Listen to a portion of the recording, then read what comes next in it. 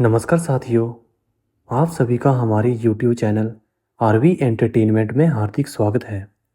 अगर आपको स्टोरी पसंद आए तो प्लीज़ चैनल को लाइक, फॉलो और सब्सक्राइब जरूर करें। तो दोस्तों चलते हैं अपने नेक्स्ट एपिसोड की तरफ। उन सभी राक्षस और अग्निमुखा राक्षसी को कुछ समझ ही नहीं आ रहा था कि आखिर इतनी जल्दी वो मानव जो अभी सर्प बना हुआ था, वह इतनी शीघ्र उस स्त्री को लेकर यहाँ से कहाँ चला गया। और अग्निमुखा राक्षसी तो अपने वर्षों के सपने को टूटता देख एकदम बौखला ही जाती है और जोर जोर से चिल्लाने लगती है, कहाँ गया ये मायावी मानव जो उस स्त्री को मेरी नज़रों के सामने से इतनी शीघ्र लेकर चला गया। और चिल्लाती हुई अग्निमुखा उन सभी राक्षसों से कहती है, तुम सब जाओ यहाँ से और शीघ्र उन दोनों को मेरे पास लेकर आओ। वह दोनों मेरी नज़रों को धोखा देकर यहाँ से तो निकल गए हैं, पर मेरी इजाज़त के बिना वह इस महल से कभी भी बाहर नहीं निकल पाएंगे और मैं अब उन दोनों को ऐसे वापस यहाँ से नहीं जाने दूंगी। अब तुम सब शीघ्र जाओ और यहाँ के कोने कोने में जाकर देखो। और अग्निमुखा के कहते ही वहां पर उपस्थित सभी राक्षस वहां से निकल जाते हैं उन दोनों को ढूंढने। रीवा अनुवर्णा को ले जाकर एक स्थान पर रुकता है और उनके पूरे शरीर में बंधी जंजीरों को खोलता है। और अनुवर्णा जंजीरों से मुक्त होते ही एकदम रीवा से गले लग जाती है और रीवा भी अनुवर्णा को पाकर बहुत खुश था। अनुवर्णा रीवा के गिले गले लगी हुई रीवा से कहती है, रीवा आप मुझे क्षमा कर दीजिए। तब रीवा अनुवर्णा की इस बात को सुनकर अपने हाथों को अनुवर्णा के चेहरे पर बड़े प्रेम से रखते हुए कहता है, क्या हुआ अनुवर्णा, आप ये क्या कह रही हैं और आप मुझसे किस बात की क्षमा मांग रही हैं और आप इतनी उदास क्यों हो, अब तो मैं आपके साथ हूँ। तब अनुवर्णा रीवा की आंखों में देखते हुए कहती है, रीवा मैं आपसे क्षमा इसलिए मांग रही हूँ कि मैं आपके रूप में आई उस राक्षस को नहीं पहचान सकती और मेरे रूप में आई आपके पास उस राक्षसी को आपने देखते ही पहचान लिया। रीवा आपने उसे देखते ही कैसे पहचान लिया, उसे देखकर तो मैं भी एकदम आश्चर्य रह गई थी। तब रीवा बड़े ही प्रेम से अनुवर्णा की आंखों में देखते हुए कहता है, अनुवर्णा आपका और हमारा तो जन्मों जन्मों का नाता है और आप मेरी हर एक सांस में बसती हो और भला मैं अपनी सांसों को कैसे नहीं पहचानूंगा। और रीवा की यह बातें सुनकर अनुवर्णा के चेहरे पर मुस्कुराहट आ जाती है और रीवा भी थोड़ा मुस्कुराते हुए उसे अपने गले से लगा लेता है। दोनों एक दूसरे से मिलकर बहुत खुश थे, पर तभी वहां हल्की सी आहट हुई जिसे रीवा सुनकर कहता है, अनुवर्णा शायद वो राक्षस हमें ढूंढते हुए यही आ रहे हैं। तब रीवा और अनुवर्णा दोनों फिर से अदृश्य हो जाते हैं। अनुवर्णा रीवा से कहती है, रीवा मंजीवान कहाँ है, और मैं आपसे ये पूछना तो भूल ही गई कि आपको कैसे पता चली कि मैं यहाँ हूँ। मैं खुद ही नहीं समझ पा रही हूँ कि मैं तो उस जलकुंड के पास बैठी थी जल ग्रहण करने को, पर मैं वहां से यहाँ तक कैसे पहुंची मुझे तो कुछ याद नहीं है। पर रीवा अनुवर्णा की इन सब बातों का जवाब देता है कि वह राक्षस धीरे धीरे उन दोनों के करीब ही आ रहे थे और उन राक्षसों को अपनी ओर बढ़ता देख रीवा अनुवर्णा दोनों वहां से धीरे धीरे आगे बढ़ते हैं। और आगे बढ़ते हुए अनुवर्णा धीमी आवाज में रीवा से कहती है, रीवा मंजीवान कहाँ है, क्या वह आपके साथ यहाँ पर नहीं आया। रीवा भी आगे बढ़ते हुए ही अनुवर्णा से कहता है, अनुवर्णा मंजीवान मेरे साथ ही आया है, पर जब उस समय आपकी आवाज़ अचानक से आना बंद हो गई थी तो हम दोनों बहुत ही डर गए थे और एक साथ रहकर आपको हम दोनों ने काफ़ी देर तक इधर उधर ढूंढा, पर जब आप हमें नहीं मिली तब मंजीवान ने कहा कि हमें अलग अलग मार्ग पर जाकर आपको ढूंढना चाहिए जिससे कि हम आपको शीघ्र ढूंढ सके। और इसलिए हम एक दूसरे से अलग हो गए और जब जहां आपको ढूंढने आया तो मुझे वह राक्षसी मिल गई जो आपका रूप धारण करके मुझे अपने जाल में फंसाना चाहती थी। उसने तो जब मुझे सिर्फ आवाज ही लगाई थी तभी मैं जान गया था कि ये कोई राक्षसी है और मैं उसके साथ चुपचाप इसलिए चला गया था क्योंकि मुझे पता था कि इसके साथ ही जाकर मैं आप तक पहुंच पाऊंगा। लेकिन अब हमें शीघ्र ही मंजीवान के पास चलना चाहिए। तब अनुवर्णा रीवा को देखते हुए कहती है, रीवा मंजीवान है कहाँ, वह कहाँ पर मिलेगा हमें। मंजीवान के पहुंचकर यहाँ से शीघ्र निकलना होगा क्योंकि अग्निमुखा राक्षसी ने अपने पूरे राक्षसों को इस पूरे महल में फैला दिया होगा हमें शीघ्र ढूंढने को। और दोनों ऐसे बातें करते हुए और अपने पीछे आ रहे राक्षसों को देखते हुए दोनों आगे बढ़ ही रहे थे कि अचानक से 4 से 5 राक्षस उनके सामने आ गए और रीवा और अनुवर्णा तो उन राक्षसों का ऐसे अचानक अपने सामने देखकर एकदम से वहीं रुक गए। तब उन चारों राक्षसों में से एक राक्षस काफी तेज आवाज में कहता है, कहाँ गए वह दोनों? यहाँ तो वह दोनों कहीं दिख ही नहीं रहे हैं। कहाँ ढूंढे उन्हें? और तभी वो दोनों राक्षस भी वहीं पर आ गए जो रीवा के और अनवर्णा के पीछे थे। और वो दोनों उस राक्षस जो रीवा के पीछे थे, वो दोनों उन चारों राक्षसों के पास आकर उनसे कहते हैं, क्या तुम्हें कहीं वो दोनों मायावी मानव दिखे? तब उन चारों राक्षसों ने एक राक्षस ने कहा, नहीं, वह दोनों तो हमें यहाँ पर कहीं नहीं दिखे। क्या वह दोनों आपको भी नहीं दिखे? तब वह दोनों राक्षस जो रीवा और अनवर्णा के पीछे थे, वह दोनों तेज आवाज में कहते हैं, नहीं, वो दोनों हमें भी कहीं नजर नहीं आए। और अगर अब हम अपनी महारानी अग्निमुखा के पास गए, यहाँ से खाली हाथ लौटे, तब तो वे आज हमारा अंत ही कर देंगी। क्योंकि आज उस सुंदर स्त्री के कारण ही उनका आज बरसों का सपना सच होने वाला था। और उनके गुरु द्वारा दिए गए श्राप से भी वो आज मुक्ति पा जाती, जिससे वह अग्निमुखा फिर से अग्नि बन जाती और फिर से इस जलकुंड के अंदर से बाहर जा सकती थी और फिर से वही वही उस जंगल में और इस जंगल के बाहर भी फैला पाती। पर अगर वो सुंदर स्त्री आज यहाँ से निकल गई, तो शायद महारानी अग्निमुखा अपने जलते हुए चेहरे से कभी भी मुक्ति नहीं पा पाएंगी। क्योंकि अग्निमुखा को जैसी स्त्री की खोज थी, उस स्त्री में वैसे ही गुण हैं। रीवा और अनवर्णा दोनों चुपचाप एक कोने में बैठे उन राक्षसों की सारी बातें सुन रहे थे। और वो सब राक्षस ऐसे ही बातें कर रहे थे कि तभी वहां दो राक्षसी आती हैं और उन राक्षसों को देखते हुए उनसे कहती हैं, आप सबको महारानी अग्निमुखा ने शीघ्र ही बुलाया है। तब वो सभी राक्षस उन दोनों राक्षसियों की बातें सुनकर घबरा जाते हैं और घबराते हुए ही वो सभी राक्षस उन दोनों राक्षसियों से कहते हैं, इतनी शीघ्र क्यों बुलाया है महारानी अग्निमुखा ने? हम तो अभी उन दोनों मायावी मानव को ढूंढ भी नहीं पाए हैं। और उन्होंने कहा था कि अगर हम सब उसके पास खाली हाथ लौटे तो वह हमारा अंत कर देंगी। तब वो दोनों राक्षसी कहती हैं, तुम सबको ऐसे घबराने की कोई आवश्यकता नहीं है। तब वह सभी राक्षस थोड़ा खुश होते हुए कहते हैं, क्यों? क्या उन दोनों को महारानी ने ढूंढ लिया है? तब वो राक्षसी कहती है, नहीं, महारानी ने उन्हें नहीं ढूंढा है, पर महारानी अग्निमुखा ने कहा है कि अब हमें उन दोनों मानवों को ढूंढने की कोई आवश्यकता नहीं है, क्योंकि अब वो दोनों खुद ही हमारे पास आएंगे। और इतनी बातें कहकर वो राक्षसी वहां से चली जाती है। और उन दोनों राक्षसी के जाने के बाद वो सब राक्षस भी वहां से चले जाते हैं। पर रीवा और अनवर्णा उन दोनों राक्षसियों की यह बातें सुनकर एकदम आश्चर्यचकित थे और उन दोनों को यह समझ नहीं आ रहा था कि आखिर वह अपने आप उस राक्षसी अग्निमुखा के पास क्यों जाएंगे। और वहां से उन सभी राक्षसों के जाने के बाद अनुवर्णा रीवा से कहती है, रीवा, ये राक्षसी ऐसे क्यों कह रही थी कि अब हम खुद अग्निमुखा राक्षसी के पास जाएंगे? हम भला अब उसके पास क्यों जाएंगे? मुझे तो ये बात समझ ही नहीं आ रही है। क्या आप कुछ समझ पा रहे हैं कि इन राक्षसी ने ऐसा क्यों कहा?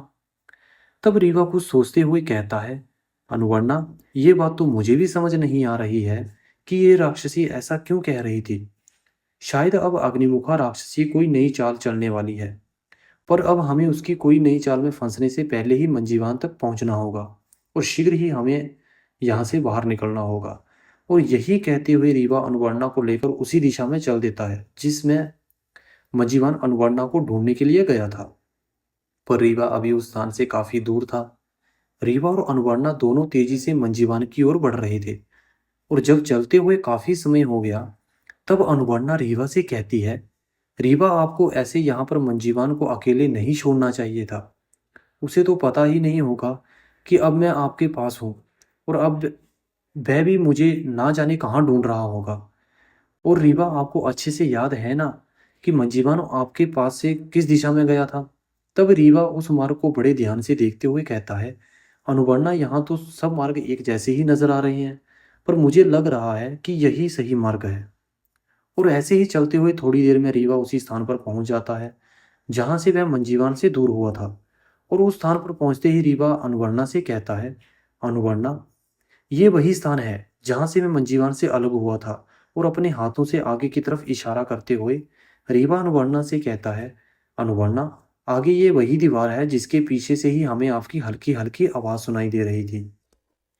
और यहीं से मैं इस दाहिने मार्ग पर चला गया था, जिस मार्ग से हम अभी आ रहे हैं। और मंजीवान यहीं से उस बाएं मार्ग पर गया था आपको ढूंढने। तभी अनुवर्णा तेज आवाज में कहती है, रीवा तो फिर आप खड़े क्यों हो, शीघ्र चलो उस बाएं मार्ग पर रीवा वहीं खड़ा कुछ सोचने लगता है। तब अनुवर्णा फिर रीवा को देखते हुए उससे कहती है, रीवा आप ऐसे खड़े क्यों हो, आप शीघ्र चलो, हमें मंजीवान को जल्द से जल्द ढूंढना है।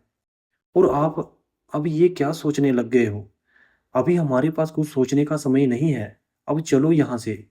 तब रीवा कुछ सोचते हुए ही अनुवर्णा की ओर देखता है और अनुवर्णा को देखते हुए ही उससे कहता है, अनुवर्णा शायद आप अभी यही यही कह रही थी कि मुझे मंजीवान को यहाँ पर ऐसे अकेला नहीं छोड़ना चाहिए था। और रीवा की ये बात सुनकर अनुवर्णा आश्चर्य भरी नजरों से रीवा को देखते हुए उससे कहती है, क्या हुआ रीवा, आप अब अचानक से ये क्यों कह रहे हो, क्या मंजीवन किसी संकट में है। पर रीवा अनुवर्णा की इस बात का कोई जवाब देता कि उससे पहले उसके मन में अचानक से एक विचार उत्पन्न हुआ। और उस विचार के उत्पन्न होते ही रीवा जल्दी से अनुवर्णा का हाथ पकड़ता है और तेजी से उसी मार्ग की तरफ बढ़ता है जिस तरफ मंजीवान गया था। पर तभी वहां एक भयानक आवाज गूंजी, जिसे सुनकर रीवा और अनुवर्णा के पैरों तलों से जैसे जमीन ही खिसक गई हो। और वो दोनों उस आवाज को सुनते ही एकदम से वहीं पर रुक जाते हैं। और रुकते हुए अनुवर्णा घबराए हुए आवाज में रीवा से कहती है, रीवा तो वो राक्षसी इसलिए कह रही थी कि हम खुद अग्निमुखा के पास जाएंगे। तब रीवा धीमी आवाज में कहता है, आखिर जिसका मुझे डर था वही हुआ। पर तभी फिर से उस अग्निमुखा राक्षसी की भयानक आवाज वहां गूंजी, मायावी मानव, तू जहां पर भी है शीघ्र ही उस स्त्री को लेकर मेरे पास आ जा, नहीं तो ये पंछी जो तेरा मित्र है अभी मेरे हाथों इसका अंत होने वाला है। और अग्निमुखा राक्षसी की ये बात सुनकर रीवा और अनवर्णा तो कुछ समझ ही नहीं पा रहे थे कि अब ये वह क्या करें।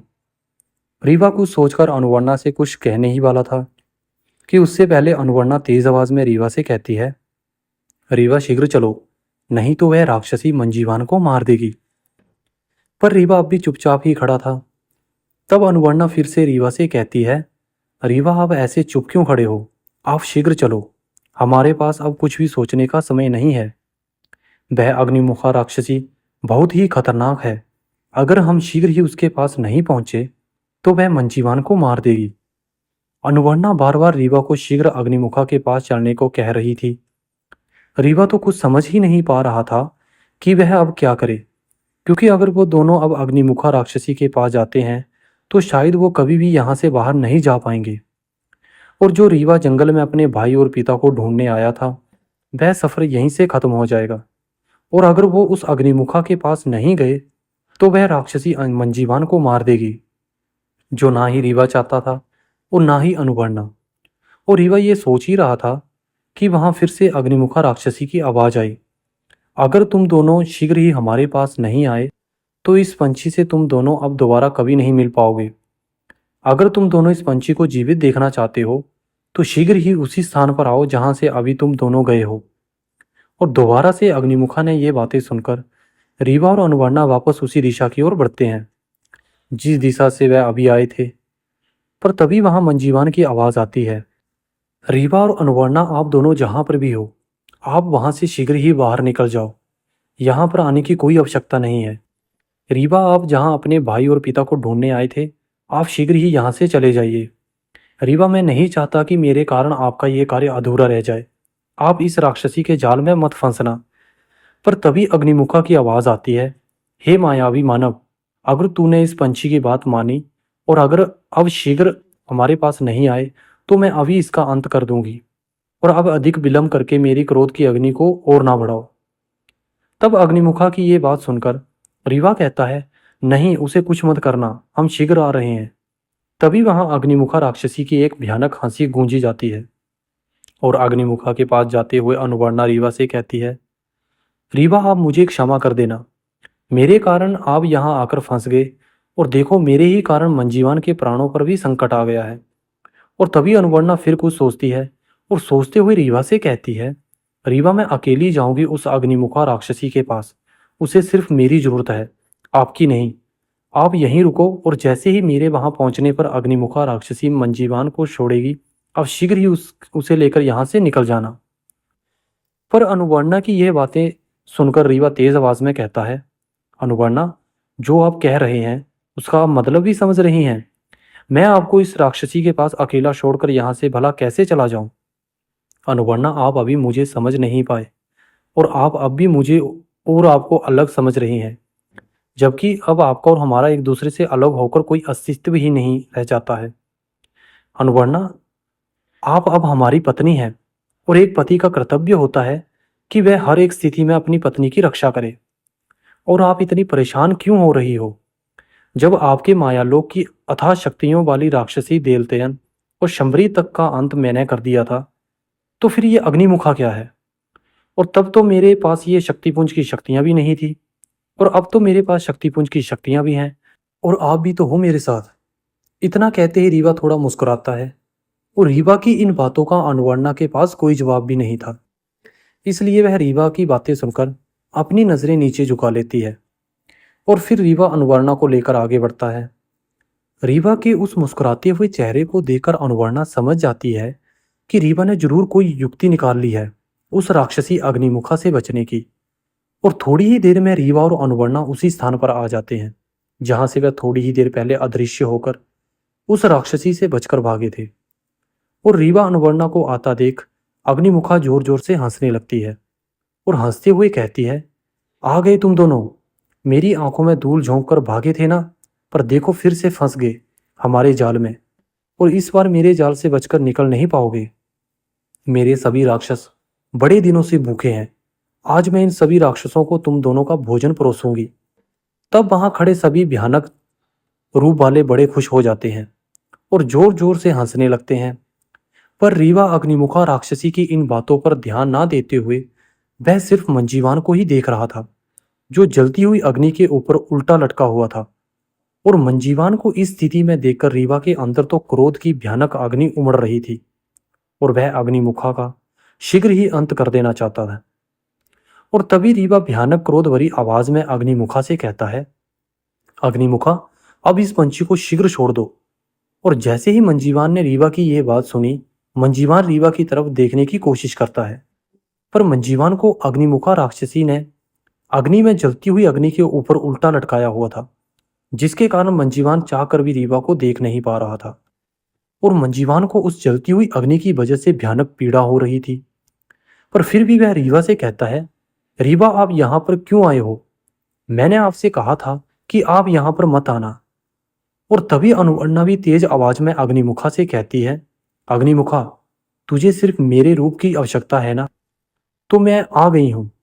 तब मंजीवान और रीवा को छोड़ दो। और अग्निमुखा अनुवर्णा की ये बातें अपने सिंहासन पर बैठी हुई सुन तो रही थी, पर वह कुछ सोच भी रहे थे।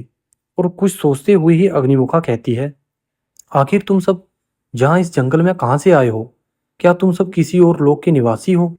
क्योंकि इस पृथ्वी पर ना तो इस सुंदर स्त्री की तरह कोई सुंदर है, और ना ही इसकी जैसी शक्तियां। और ये पंछी भी तो यहाँ का नहीं लगता, क्योंकि मैंने अपने पूरे जीवन काल में ऐसे बोलने वाला पंछी नहीं देखा। पर तभी अनुवर्णा फिर से अग्निमुखा से कहती है, तुझे इससे क्या, अब तू बस इस पंछी को छोड़ दे। पर अनुवर्णा की यह बात सुनकर अग्निमुखा फिर जोर जोर से हंसने लगती है, और हंसते हुए ही रीवा और अनुवर्णा को देखते हुए उनसे कहती है, तुम्हें क्या लगा कि तुम दोनों के आ जाने पर मैं इस पंछी को छोड़ दूंगी? यह पंछी तो बहुत ही शक्तिशाली है, और इसके पास शक्तियां भी हैं। इसे तो मैं अब अपना गुलाम बनाकर रखूंगी, और अब तो तुम तीनों ही मेरे लिए बहुत उपयोगी हो। और इतना कहते हुए ही अग्निमुखा वहां खड़े राक्षस से कहती है, इस मानव को भी इस पंछी की तरह जलती हुई अग्नि के ऊपर लटका दो, और इस स्त्री को अपने राक्षस देवता के पास लेकर आओ। और इतना कहकर अग्निमुखा अपने सिंहासन से उतरती है और अपने राक्षसी देवता की मूर्ति की ओर बढ़ती है। और अभी भी रीवा और अनुवर्णा पास पास ही खड़े थे।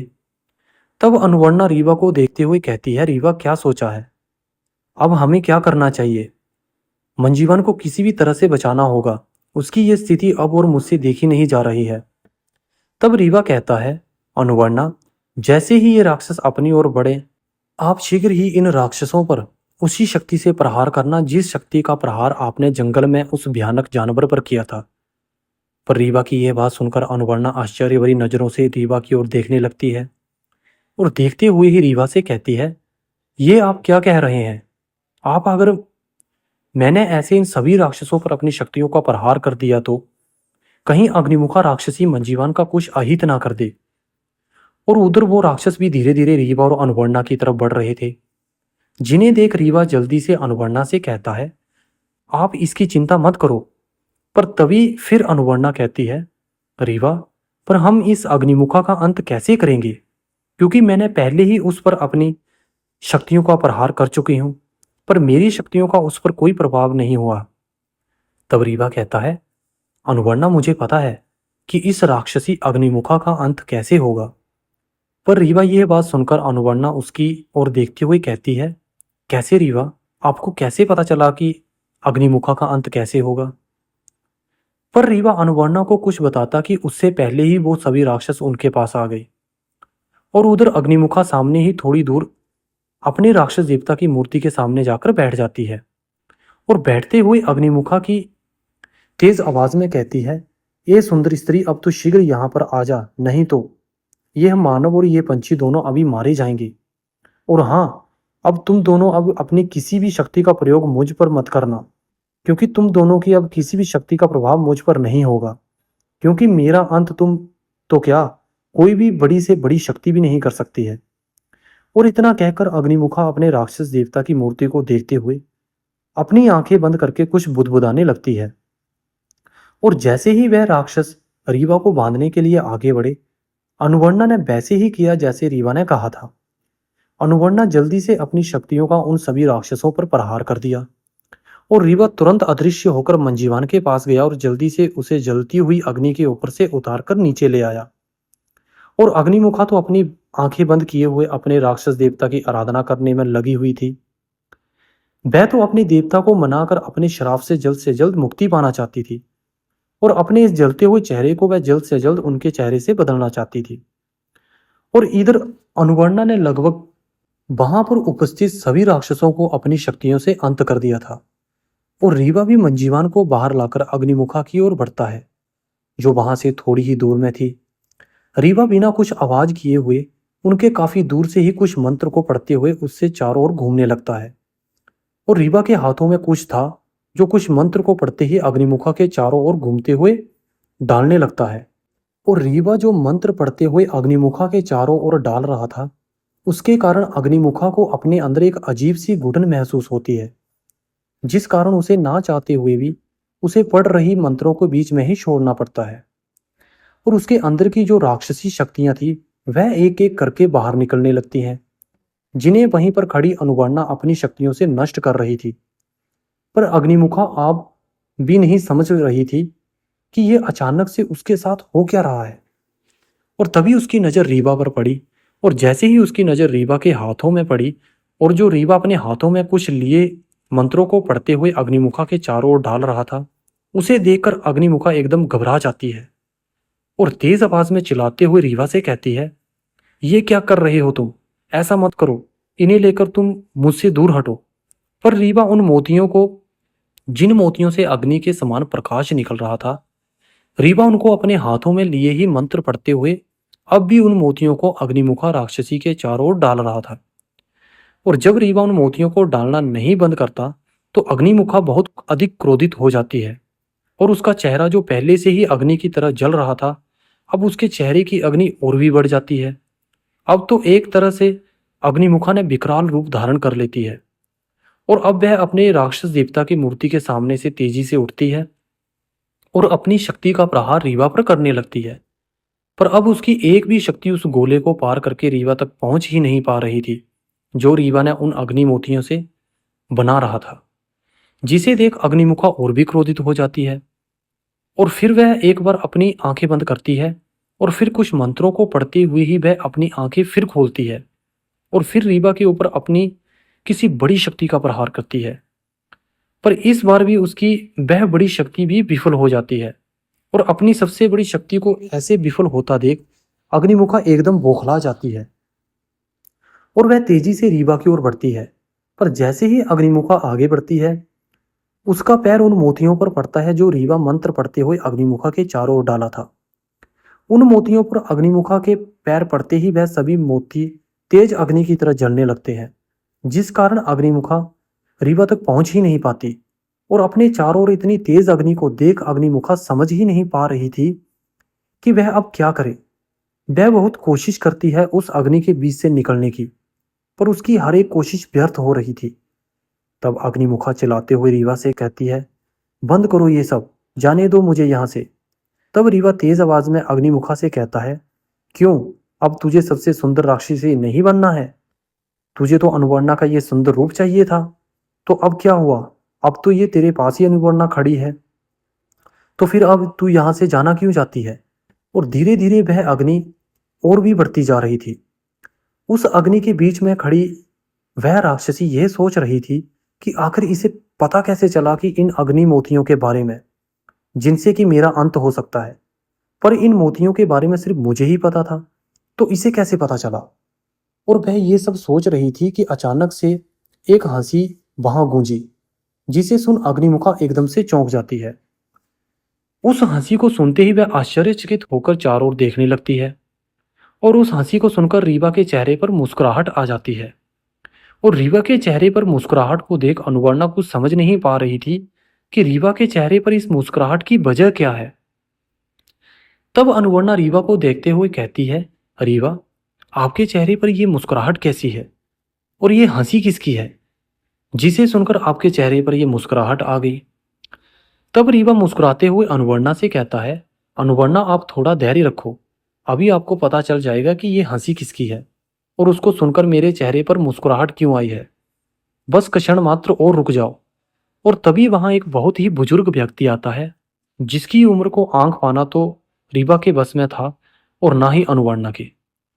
पर उस बुजुर्ग को देख जितना आश्चर्य अनुवर्णा को हो रहा था, उससे कहीं ज्यादा अग्निमुखा राक्षसी को आश्चर्य हो रहा था। और तभी उस बुजुर्ग व्यक्ति को देखते हुए अपनी अग्निमुखा राक्षसी तेज आवाज में कहती है, तुम यहां पर कैसे आए और तुम्हें मेरी कैद से किसने आजाद किया? पर वह बुजुर्ग व्यक्ति अग्निमुखा को कोई भी जवाब ना देते हुए वह सिर्फ हंसते हुए ही आगे ही बढ़ रहा था। और वह थोड़ी ही देर में रीवा के पास आकर खड़े हो जाता है और अपना हाथ रीवा के सर पर रखते हुए उससे कुछ कहने लगता है। ये सब देख अनुवर्णा तो आश्चर्यचकित थी, पर अनुवर्णा से ज्यादा अग्निमुखा राक्षसी अचंभित थी। तब रीवा के सर पर उस बुजुर्ग व्यक्ति को हाथ रखता देख अग्निमुखा चिल्लाते हुए कहती है, तो ये अग्नि मोती तुमने इसे दिए हैं और इसे आपने उस मंत्र को भी बताया, जिससे ये मेरी शक्तियां धीरे धीरे क्षीण हो रही हैं। तब वह बुजुर्ग व्यक्ति तेज आवाज में अग्निमुखा से कहता है, हाँ, मैंने ही इसे ये अग्नि मोती दिए और ये मंत्र भी मैंने ही बताया है, जिससे शीघ्र ही तेरा अंत हो सके। और देख, अब कुछ ही क्षणों में तेरा अंत होने वाला है। तूने मुझसे ही ये सारी शक्तियां पाकर मुझे ही कैद कर दिया। मैंने तो तुझे ये सब शक्तियां इसलिए दी थी कि तू इस जंगल में फंसे इंसानों को सकुशल इस रहस्यमय जंगल से बाहर निकाल सके। पर तूने मेरी शक्तियों का गलत प्रयोग किया। अब तो आज तेरा अंत निश्चित है। पर तभी वह अग्निमुखा राक्षसी जो पहले चिल्लाते मैं उस व्यक्ति से बात कर रही थी, अब वह अचानक से रोने लगती है और रोते हुए उस बुजुर्ग आदमी से कहती है, गुरुदेव, मुझे क्षमा कर दो। मैं अब दोबारा कभी ऐसा नहीं करूंगी। अब जैसा आप कहेंगे वैसा ही करूंगी गुरुदेव। मुझे क्षमा कर दीजिए। गुरुदेव, मुझे इस अग्नि से बाहर निकालो। देखो, धीरे धीरे मेरी सभी वर्षों से एकत्रित की हुई सभी शक्तियां नष्ट हो रही हैं। गुरुदेव, आप अब ये सब शीघ्र रोक दीजिए। पर उस बुजुर्ग ने अग्निमुखा से तेज आवाज में चिल्लाते हुए कहा, मैं पहले ही तुझे एक मौका दे चुका हूं, पर तू नहीं बदली और मौका पाकर मुझे ही कैद कर दिया था। और अगर आज ये रीवा यहां पर ना आया होता तो मैं आज भी तेरी कैद में ही तड़प रहा होता। और आज तू फिर मुझसे ये कह रही है कि मैं तुझे क्षमा कर दूं। अब तो ना तुझे क्षमा मिलेगी और ना ही तुझे इस अग्नि की पीड़ा से मुक्ति मिलेगी।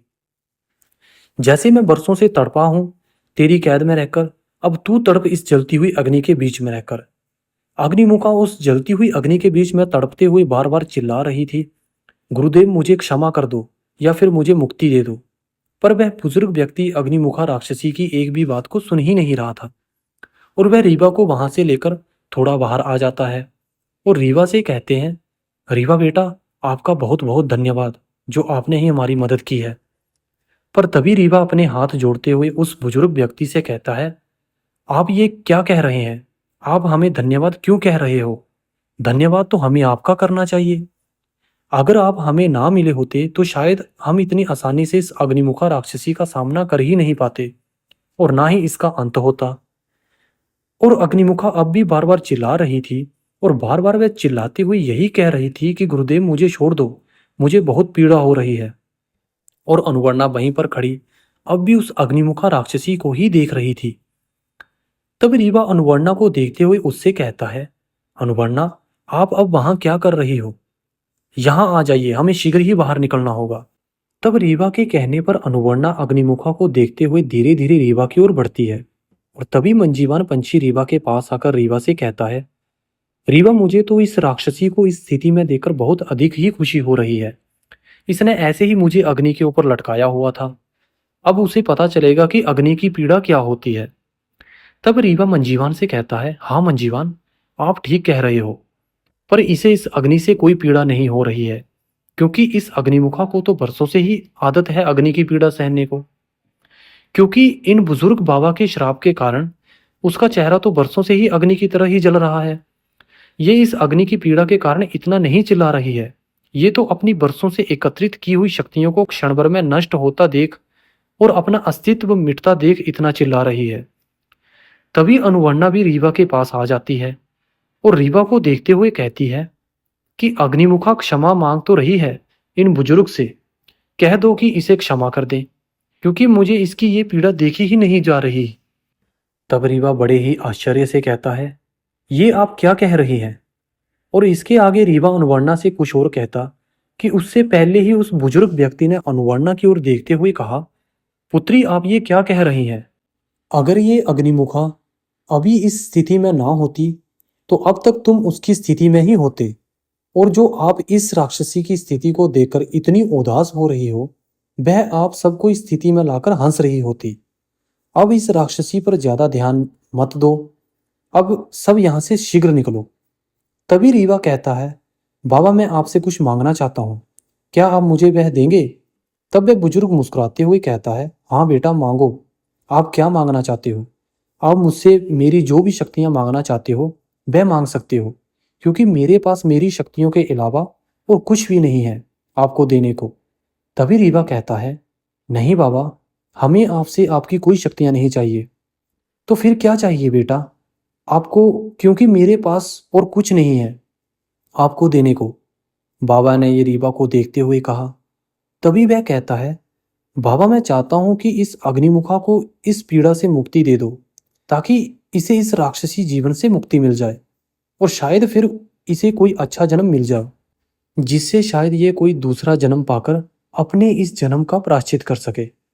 और तभी रीवा की यह बात सुनकर अग्निमुखा तेज आवाज में कहती है, गुरुदेव ये सही कह रहा है, मुझे आप मुक्ति दे दीजिए इस राक्षसी शरीर से, मेरा अंत कर दीजिए गुरुदेव, मेरा अंत कर दीजिए, और मैं आपसे अपने पूरे जीवन काल में की गई सभी गलतियों के लिए क्षमा मांगती हूँ, आप मुझे क्षमा कर दीजिए।